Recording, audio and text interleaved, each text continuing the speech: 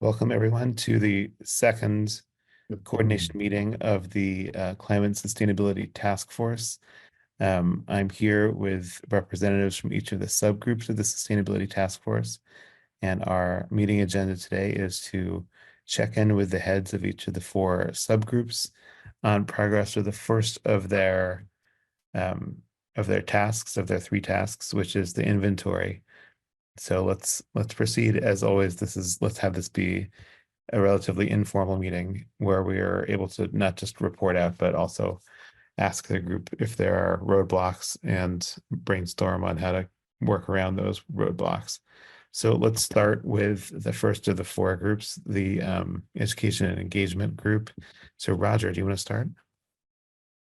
Sure. Can everyone hear me okay? Yeah, we can't Okay, hear good. any background noise at all, actually. Okay, good, great.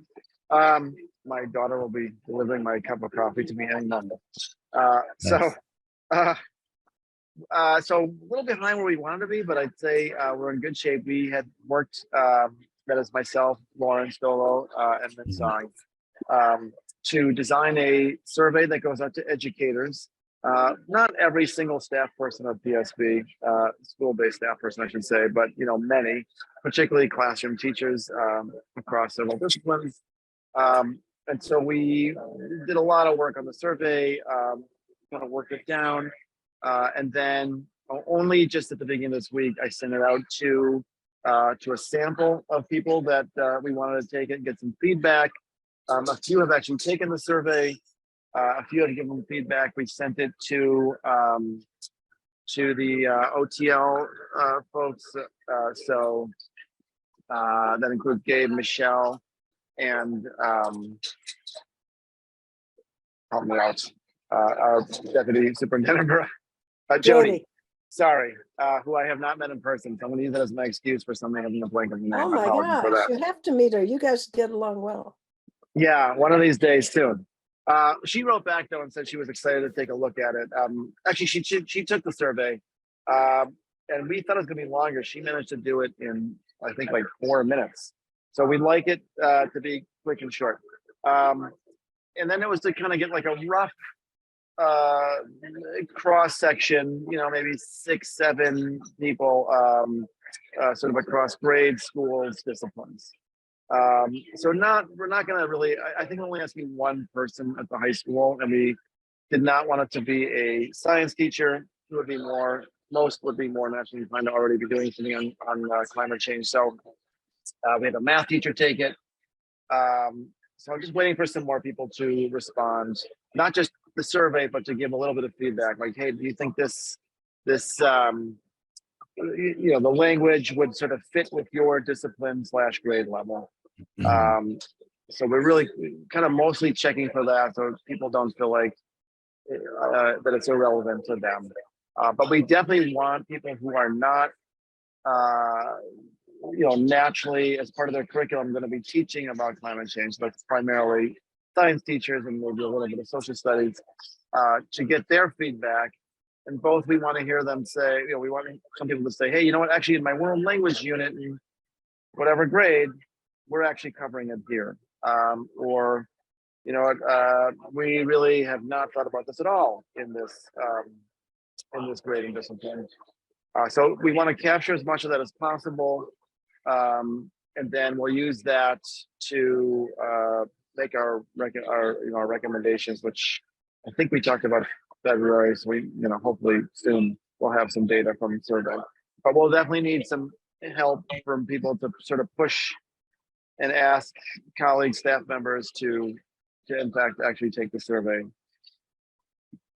Roger, once you've validated it, what do you propose for the process for sending it out? Do you want me to send it out from the PSB account? Do you want to send it out? What do you think best? Yeah, I think we want to try to take a few approaches. I mean, we talked about asking curriculum coordinators. I think we were in that conversation, Stephen, to ask their staff members to take it. We definitely, would like to use the new email.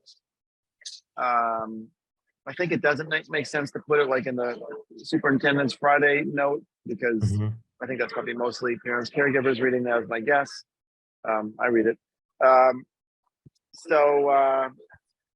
was probably, I think, one more. I don't have my notes right in front of me. I can take a look. But yes, I can certainly send it out like on VHS. We've talked about principals, asking principals to send it, to their respective schools.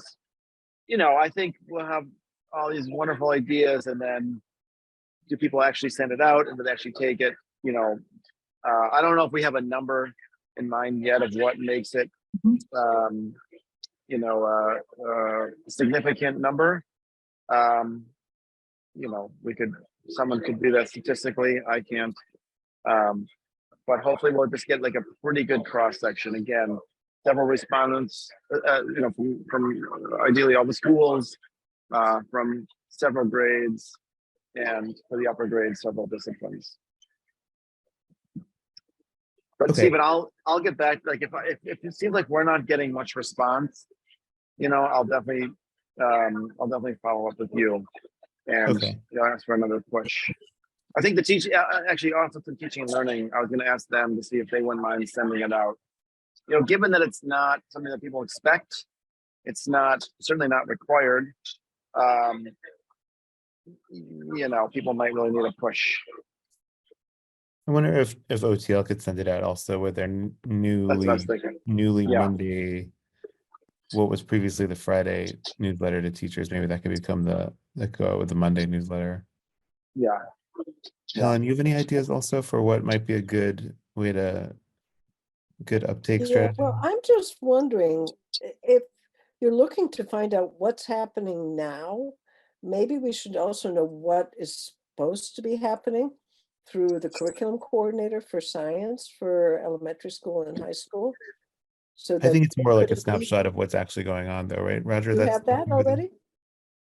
It's yes. Well, so you know, the snapshot of what's going on does not necessarily overlap entirely with what is supposed to being taught. I'm in touch with Emily Speck, right? Yeah. So I've talked to her a bunch, but we want to know, like, especially, I'm assuming that if teachers are supposed to be teaching it, they probably are. I think that is certainly the case at the high school, just because I know some of those folks. But that's not much, right? So sustainability and climate change. But like, is there a world language teacher who's doing a unit on Latin America, who has a sort of climate segment? Like, we really want to kind of capture that. And then it occurs to me, actually, probably none of you, except maybe Stephen, have seen the survey, so I can share that with you. I'll do that in the chat in a couple minutes. But then we also kind of want to know, so if you want to do more on sustainability, what kind of support would you like? Are you looking for professional development? Are you looking for, et cetera? So I think we're less concerned. We want to be able to say, yes, these are the things that are happening as required by, PSB and et cetera standards. But again, I'm just kind of assuming like most of that is probably happening because, unlike my discipline, science does that, probably follows the rules better. And social studies a little bit looser. Anyway, but like if there's an English teacher who, had a thematic unit around a particular reading or something, like we kind of like to know that to kind of gauge like how interested are our staff based on what they're doing or based on what they would like to be doing, but are just not able to really add that at this moment for development reasons, for they have a crowded curriculum already. So does that make sense? I'm going to put I'm going to give you a link to the You can't. I don't think there's a chat enabled for this. So chat. maybe we can Okay, send it out. Sorry, there isn't, for the public webinars, we disable the chat, but if you send it to me, I can make sure that everyone gets it right after the Thanks, meeting. Betsy. Sure. Sorry Okay. about that. So you know what, I think I have to send you, I'm sorry to say, I'm going to have to send you the version where you actually take the survey versus the edited version where you can kind of see it all without actually taking it. But if you decide to go all the way through it, just obviously you'll add your name and just indicate that, if you're not a classroom teacher, which, some of you are not, you just kind of wanted to see it that way. Okay. So I'll send it to Betsy right now. Thank you, Betsy. Yep. Okay. Any questions for Roger? Okay, I'm excited about the survey. I feel like I'm really curious to know what it captures. Yeah. Let's keep going then. Matthew and Helen, do you want to give us an update on group 2, energy buildings and outdoor spaces? I don't think Matthew, why don't you go for it and I can fill in if you want. okay. I don't think Chrissy's on this call, right? Yeah, no, she's not. No, she's driving to Connecticut at the moment. Okay. I think we made some. How are the visits? What's that? How are the school visits? I'm sorry I Oh, couldn't good. make it today. No, that was great. Yeah, it's actually I was gonna say that's kind of the majority of our progress thus far. Thanks to kind of Helen facilitating that and getting us access to Pierce and Driscoll. Obviously, kind of on the two spectrums. It's kind of you got two sides there at the moment. Right. I think it was a good learning experience of from one end, where the town is, and then on the other end, where we're going. / even to go, further. So I think we were able to delve into, what is these schools looking like? What's kind of the inventory inside them? What are things that are being considered? What practices have been put in place? So I think we got a really good inventory from practices being put in place, practices being considered, kind of guidance that the designers are under. And at the same time, we've developed a preliminary inventory of the rest of the school in terms of more of a data set of how they're performing. And then really the next step for us is to develop a set of questions that we want to talk with is Charlie, correct, Helen? We want Charlie Simmons. Yeah, we will basically create a set of questions to really learn more about the other schools. So we can kind of get their inventory without necessarily having to visit them. And then we'll put all of that together, and that's kind of our, inventory of what it is today. I think Christy wanted to be able to get feedback on that from the community to determine what are we missing, and then from that we'd be able to consolidate that and kind of move forward with the findings for the end of the year. Anything else from your perspective, Helen? I think that's basically it. I mean, I think today was a good experience walking around Driscoll and seeing where things are at. I think that, if you look at back to old Pierce and Driscoll, it's like night and day, I would say, in terms of where we are with things and where we're going. And I think that we've learned a lot of lessons at Driscoll. Pierce will be even more sustainable. I don't know if people had the opportunity to attend the Pierce, what's it called? The school building committee meeting. We had that on the 11th, I think it was, of January. And we had the sustainability person from Sasaki Architects who talked about all the things that we're doing in the new building, from heating and ventilation to use of natural light to the geothermal and PVs and all sorts of. Oh, we have somebody here. She wants to come see you guys. Sorry. This is one and this is two. Yeah. We don't believe in zero population growth in our family. I can't get you up. You're too heavy. Anyway, okay, go back to tie. Okay. Yeah, okay, well, we'll wait. Anyway, that I think that was a really good what I'll do, Betsy, can you send me the link to the record? Well, can you send it to Stephen, the link to the recording for Pierce? Yes, of course. Yep, we have that. That would be terrific. And the slides deck. Yep, I okay. think that will be very helpful. And I promised it to Matthew and the rest of our crew. So Stephen, if you could just send it out to the whole committee. Sure. Okay, you Sure. too. All right. You want to say hi? Say hi. Sorry, guys. I read the box. people. Babysitting for the week here, so. Okay, well, thanks for that update, Helen. Yeah, I think that's So- it. We did So have do you- one. We had one question just from a Sure. scoping perspective. One of the things that had been discussed was, for demolition, that really falls into a kind of a waste area. We just wanted to check with the group handling waste, if they were considering building demolition or only waste within the facility, just from a boundary setting point.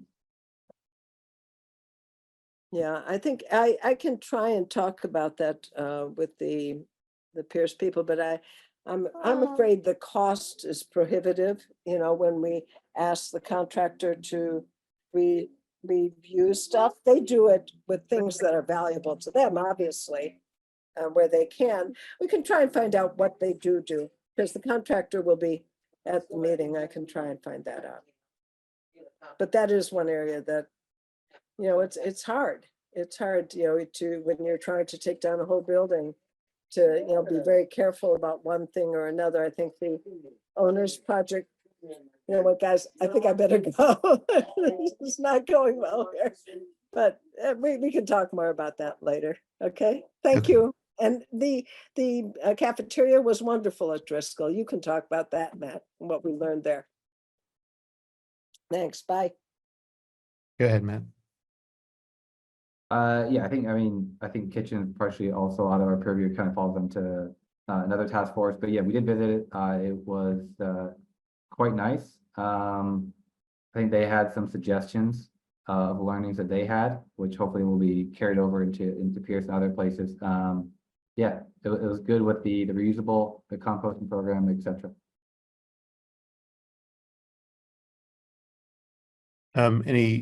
Any concerns about the first deliverable?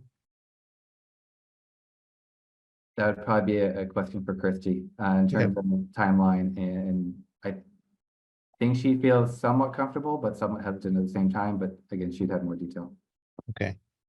Any questions for the rest of us, or any questions from the rest of us? Okay, let's keep going. Group number 3. Let's go to Chris, food services and waste, and Sasha and Rebecca. Are we all here? I believe so. Chris, you want to start? Oh, did you just freeze? All He's frozen. right, Sasha and Rebecca, do you want to start? Sure. I have Sasha also frozen? No. Okay. Okay. Sorry. I was for a minute too. I don't know. I I was was confused. too. Like, I know we've been working pretty hard on a proposal, and our committee, or Chris and Dean, actually put together a preliminary report. I hope Chris is available. He's unfrozen. Oh, are you Okay, unfrozen? all right. So I'll default to that to him, and then I'll add. Yeah. So if everyone can hear me now, I guess I just wanted to say, I didn't have a chance at the last call, but I definitely want to say thanks to Sasha and Rebecca for really leading our group, or at least being there to inventory everything, answering all our questions, and for definitely leading the charge when it comes to sustainability and healthy foods with the food services. So we've been really focusing on that.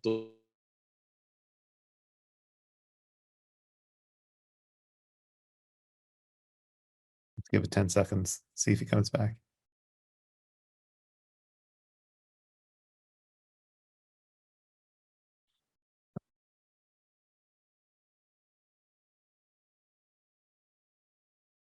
All right, maybe Sasha and Rebecca, do you want to pick it up? Chris, you're cutting out again. Oh, but you're back. Okay. Let's give it one more try. All right. I guess I'll just jump to, so we're focused on healthy foods, lower sugars, more of a plant-based diet, or leading with plant-based options. And then from a food waste perspective, definitely expanding composting, both the front of the house and the back of the house. So like in the kitchen, most of the schools are doing it now, but in the front of the house where the cafeteria is, a lot of the schools aren't. So trying to really push for next year, having composting both sides of the house at all the schools. Our report that we're working on, we're breaking down into kind of recent successes policy recommendations, resource recommendations, healthy food, curriculum enhancements, communication and signage recommendations, and then just kind of miscellaneous. So if there's any kind of questions about those categories or Yeah, I'm curious about signage recommendations. What do you mean by that? so I'm trying to find it right now, is I think it's more around marketing and promoting, like clearly marking and identifying, labeling items in the cafeteria, so it's easily identified. One of the things that one of our members suggested big is clearly identifying the different or differentiate the plant-based so that kids who want to try those are it's easily identified, not trying to and making that more pronounced in the cafeteria. It is being offered, but a lot of it is not communicated clearly, and it's hard to recognize it at the point of service or on the serving line.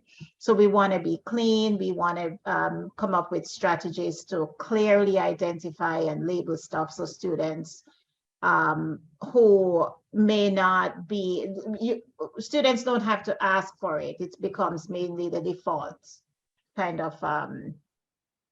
And one of the suggestions was rather than call it the vegan option, to call it the climate friendly option or the plant-based option, just kind of like a way to.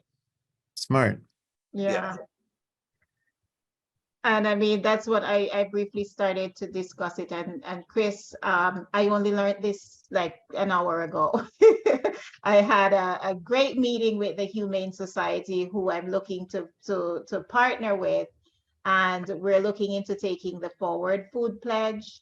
And it's not legally binding pledge, but it is just which will help us to reinforce some of those areas of the plant-based meals that we're thinking of achieving. One of our pledge would be, we would sign a pledge at a particular percentage, since our wellness policy or proposal in this is having us pledge at about a 50% plant-based or plant-forward meal. And what will happen with this, if we partner with them, they will come in, they'll give us training, they'll do the research, they'll set us up with climate scientists who will break down and identify or create a carbon footprint report for us for a district. So I think it ties into and help us to kind of get started in achieving some of what we're suggesting. So I'll share that to add to our proposal. Right. And then just one other like sustainability practice was to kind of demonstrate or show how much compost is being collected on a weekly or monthly basis. So that way the students can really be engaged with, like, this is how much of an impact we're having. Wait. Sorry, can you say that again, Chris? So the idea was that we would try to like demonstrate how much, or show how much compost is being collected on a weekly or monthly basis, so that the students see what kind of an impact they're having. Who would do that? I guess Me. Oh, That's a resource we were trying to, I think that's in our resource section. We'll need that resource. Yeah. So right. So it sounds like, these sound more like activities than these sound like so are you already on the recommendation stage? It sounds like, because a lot of this sounds like you're already coming to part 2, where you're coming up with ideas for what the district can do to strengthen sustainability planning. Is that right? I guess let me ask. Yeah, it sounds like we're ahead of where we're supposed to be. I think, are we still supposed to be in the fact-finding phase? Yeah, I just want to make sure that by next month we're able to complete some written deliverable that has narrative behind it, that lists, that itemizes inventories, an inventory in the town. but I guess, Rebecca, you already have something like this. Is there already a document that's like this? You mean the inventory? Yeah. Yes, yes. What is Is, that document? Inventory about what is right now going on. So which schools are composting in the cafeteria, which schools are composting in No. the This would be front. beyond a PSB, but more town-based assets that could be useful to PSB that we can Oh, leverage yeah. towards sustainability efforts in PSB. So looking outside also. So looking at town resources that can be used Looking for the across the schools. district at assets that we Oh. could use or that we could partner with, that we could leverage. Oh, okay, got it. I mean, right now we are already doing that because we are collaborating with DPW. I mean, that's what we are Yeah, I doing. guess maybe it's less relevant than to this subgroup. Yeah. Um, So from outside, I would say we collaborate with DPW, but also Sasha, right, with the health department. So it's like, Yeah, Right. yeah, but I feel like we, Mm. so we do have some policy recommendation because one of the, our main policy recommendation is to make sure that we create this sustainability position because we see that it is very important for the work that we're doing to have is a this in addition to Rebecca's position, or is this a permanent position? so it's a permanent position because Rebecca's position is a It's grant years. funded position. Right. So and that is integral in any sustainability initiative that we're creating. And then because this position does collaborate with the health department as well as DPW and Parks and Rec, if they're different. So town, those are the town facilities that we would need some collaboration from, which we have a partnership with them, but we want to make sure that it is incorporated into anything written. Okay. Let's maybe I can talk with you offline a little bit about what we could submit to this group for that first deliverable, just so that it's not an already existing document, but something. I mean, we don't have to create busy work for ourselves to create additional documents when there's already something existing. But I guess the point though would be, is there anything else in town that we want to identify as being something that we might want to partner with, work with, that we see value in working alongside as part of PSB towards PSB sustainability goals that we aren't already. So this could be outside of your specific remit, Sasha, but it could also be within your work already. If you've already done the work of looking at that sort of thing and you're done, then you're done. But if this is something that, I mean, we don't need to do this again, you know? Yeah. But if you want to take a fresh look and see if there's something else that we haven't included, then this is the time to do it, I think. It's good. What do you think, Chris? I will look into that if there's something, but if somebody has any suggestion, because apart from health department and DPW, I don't think there is any other department. Obviously, the building department. Yeah. Yeah, the building department. I think maybe that's what we need to start looking at, because like the building department and because if we're thinking there are a lot of limitations to what we can do sustainably because of the buildings that we have. So maybe we take a deeper look into that, or cafeterias and all of that. Yes, definitely. Yeah. Okay, then maybe you get a head start on the recommendations phase then. Yeah, go ahead, Roger. Just a couple of quick things. One, I know this is going into the recommendation phase, but when you talked about indicating if something sort of vegetarian or vegan, just thinking that, part of what will make, I mean, you all know this, but part of what will make food sustainable is not just, the ingredients, but, eventually, or maybe already, I know Sasha's been looking for sourcing more locally. So maybe not making it so much about like vegan or vegetarian if there's a label, but maybe more like sustainable. Or I think Chris, you might have mentioned like climate friendly or something. I don't remember exactly what you said, but something that just sort of covers both local sourcing as well as that it's, you know, plant-based.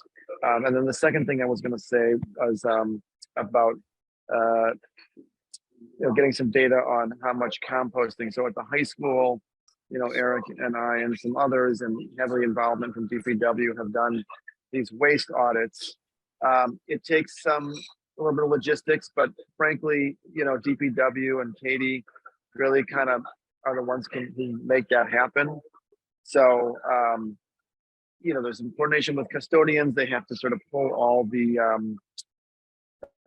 waste from one or both lunch periods, maybe, well, I don't know, the elementary period, I think maybe some have free lunch periods, however you want to do it, but some measure that you then, you know, do early in the year and then later in the year, if you have some like active composting going on, to see if the efforts to compost have made a difference in reducing, you know, contamination and waste and recycling, which should have been composting and vice versa. So Yeah, you know, yeah, go ahead. I maybe would just say, if you guys want to actually like do a waste audit and you are curious about what we did, we would be happy to talk to you about it at some point. You know, maybe like not in this meeting, but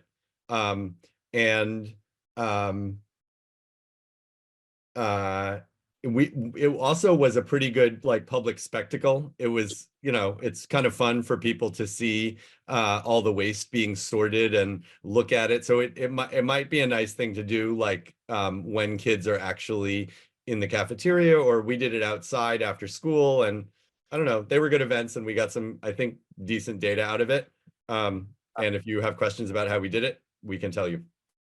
So I already talked with Katie. We are definitely Great. going to do audits. We're just waiting for warm weather because Yeah. it needs to be outside and it's messy. So when the weather is nicer, then we do the high school, Tappan, Great. Lincoln, and Driscoll, the ones that are composting. So I do have composting data. It's not super accurate because the way that Black Earth provide is like by volume. So they say like, if that's half full, that it means so much. So it's not, I mean, it's data, it's okay, but it's not like the greatest. But the other thing that it's not great is that right now we don't track trash data. So the whole trash is just picked up by the town and that's it. So I have no idea how much trash we actually produce at each school. There's no way. So if I don't have that data, I cannot compare with anything. So that's really a bummer. So that's maybe a recommendation for the public. What is that? That is also DPW, right? So DPW, that if there is a way that they can really track down data about that, also probably concerned to the building, right? Because it's like how much actually trash we produce in the building is also important thing. So yeah. But we're definitely going to do that. And also the other thing is that on one hand, I think it's great that we have like a lot of composting. On the other hand, I don't know if it's that great or we are throwing away a lot of food, you know what I mean? So it's tricky. So that's why audits are good. So let's see what happens.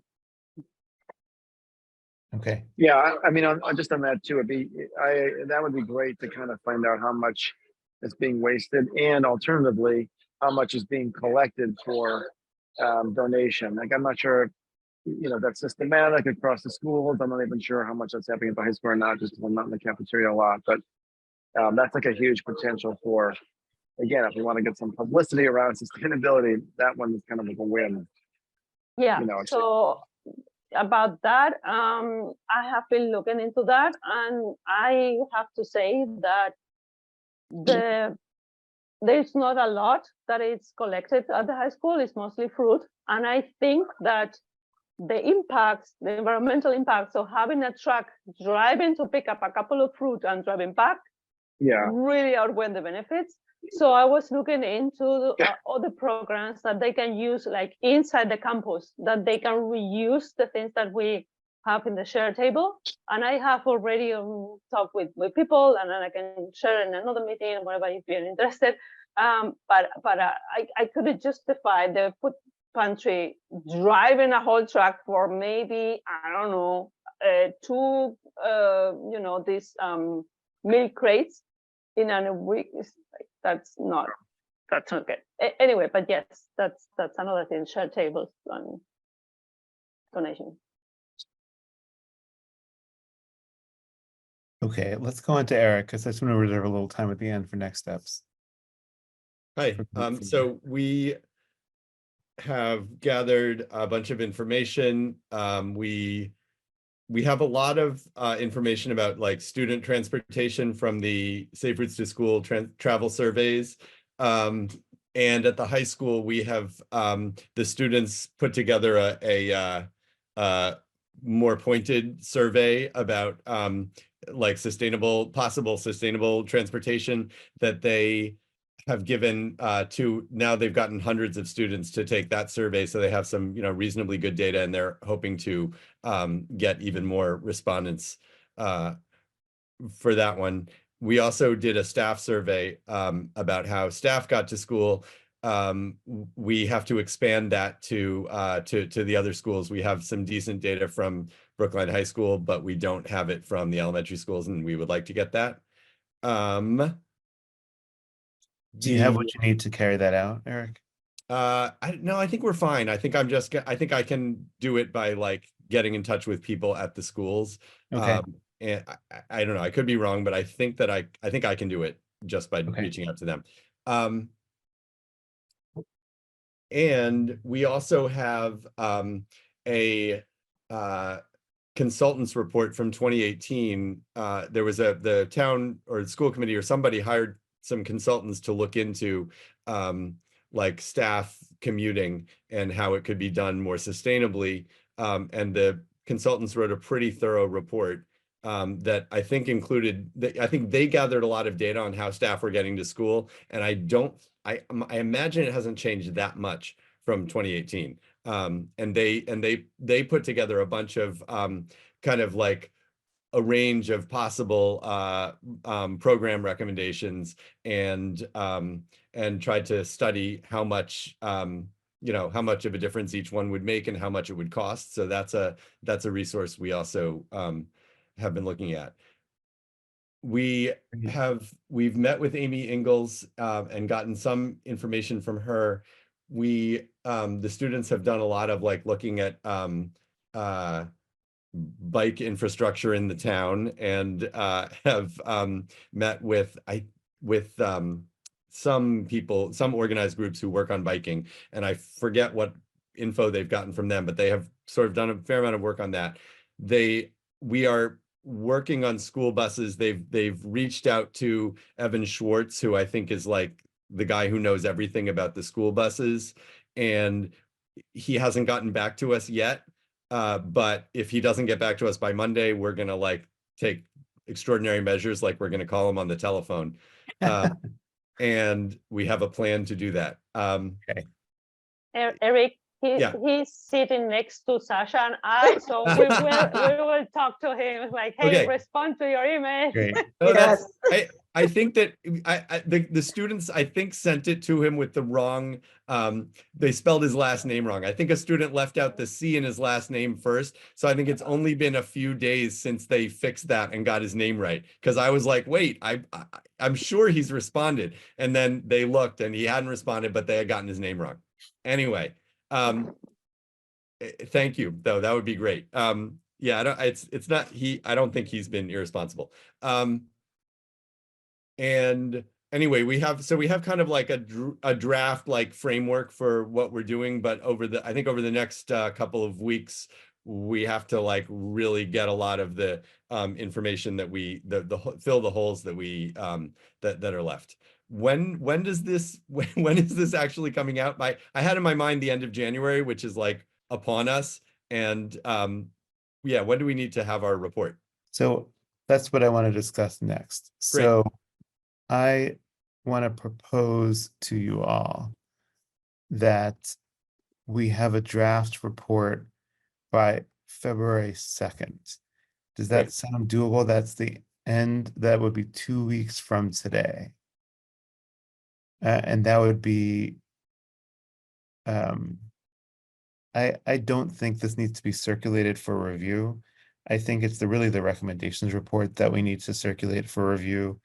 I think this is just like a preparatory document for the recommendations report.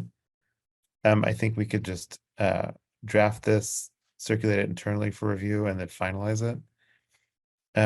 Does that seem possible to people? I don't think we're gonna have enough responses Yeah, from the I think survey and For then that, to for write it that all one, up. probably. How about for But the when other you- groups? But Stephen, sorry, when you say, because originally I thought recommendations were gonna go more broadly, are you saying like, this is sort of like initial? No. This would be for the inventory, not for the recommendations. Sorry, I'm sorry, I meant the inventory. The inventory would go more broadly, but you're saying internally, like just in the. I'm saying the board- inventory would not go broadly. This would just be for the group, and we don't need to circulate it outside this group. So For like not an especially formal sort of report, but just like Right. a little more anecdotal. well, I think we should finalize it, and it should be filed for, and people should be able to read it as a public document. But I don't think it's a particularly important public document. I mean, I think the use of it will be as an appendix to an input into the recommendations report. Okay. That's how I see the inventory document. Question about that. If we have a document that is filed and is public and whatever, and then is used as an appendix, could we add to the inventory report later? Yeah, as well? certainly. Okay, Certainly. great. That's not to say that I don't see this phase as unimportant. I just don't see a completed document itself as the value of this. I see the value as the end product of the recommendations, and this is a piece of that. That's how I envision it anyway. Feel free to disagree. I think that makes sense. I think that as we move to thinking about recommendations, I think we may see that we'll need other information about assets and programs and resources that we, yeah. Okay. So for the other groups, can we shoot for February 2nd? And I'm available over the next couple of weeks to assist with any drafting, especially with if anyone needs any help with a template or with the structure of it, I'm happy to work on that. Yeah, I was gonna ask if you have a standardized template that the town likes to use, or the. Oh, it's definitely nothing that the town likes to use. We're just going to invent something. Got it. I guess for consistency among the task force. Why don't I create something this weekend and put it in our folder as a template for the inventory report? On our side, our only hangup is when we can get a meeting scheduled with Charlie.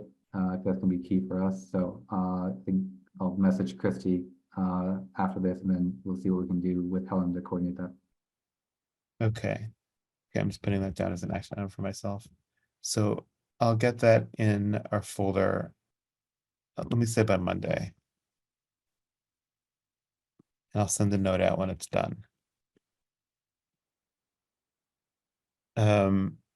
That was my only follow-up item, as I wanted to make sure that we were on track for delivering that.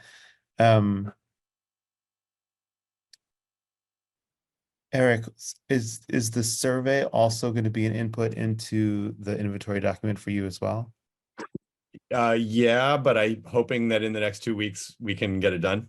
Well, I mean, if you We'll certainly have preliminary results. Yeah. Okay, I mean, but the goal of setting it, I don't want to. Well, no, sorry, Stephen, I need a deadline, because it's very helpful to say, like, listen, we really need to do this week. Well, Yeah. let's put a draft deadline for a draft of Friday the 2nd. Great. But if we slide into the following week, that's okay. But let's try to keep it to within there, because we really early on, we were looking at end of January with a little buffer into the beginning of February anyway. And let's try to target the beginning of February to moving into the next phase, which is starting the recommendations. Does that sound good to everyone? Okay. Okay, that's all I have. Anyone else have any other business? I do. I wanted to announce that that food services and what, no, transportation, right, has two new, no, it's food services and waste, has two new members, right? Is that right? Chris? We have, yeah, sorry, we have 3 high school students who are Three? participating. I thought it was Uh, two new members. Well, so Ezra was already in the group, I guess, but Right. then there are 2 new students that have joined the group as well. Yeah, and I just want to mention their names for, I think we have. No, we no longer, oh, Perry is an attendee, and perhaps anyone who's watching this later on video. So I just want to mention their names with a comment of appreciation for their application to replace some of the folks who dropped out. Aviv Schwab Jacobson joined the group, and Makari Allen. I'm sorry if I mispronounced any of their names. So they've joined the group. So I'm glad that they're able to contribute.